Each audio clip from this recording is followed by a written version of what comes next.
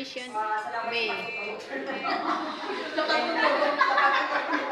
Hindi, ang hinihingi ko lang sa session B, sana cooperation ng lahat. Kahit regardless kung anong session, sana kung meron tayong pag-uusapan, mag-agree lang lahat. Or hindi naman, siguro meron namang may kanya-kanya naman kasi tayong opinion. So, ano naman, okay naman na lahat kung ano man yung pag-uusapan natin. Basta, ang goal naman natin is para sa mga bata. At syempre, since pioneer tayo dito na school yan. So, kailangan mag-lead tayo ng footprints para sa establishment natin.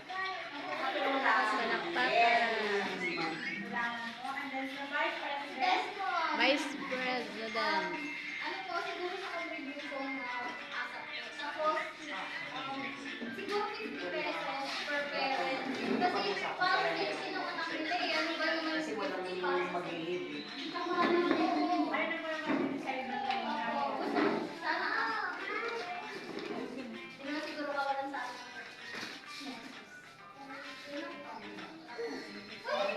Then yung secretary, good morning po. Dapat nasaraw sila eh. Nasaraw sila kanina eh. Ayan, good morning po sa welcome po sa aming section B. Sa akin po, mas maganda po ngayon na nagkakaroon naman. Pwede na po sana tayo kumuli sa mga mami. Para kahit pa paano ma-ready na yung pera. Kung ano man yung kailangan. Kasi kung sa GC ba, para mabuwa, agad-agad na mag-relate ko yung pera. Ayun lang po. Tapos, salamat sa mga kasama namin. Then yung treasurer po, yung hawak po ng pera. Kayamanan.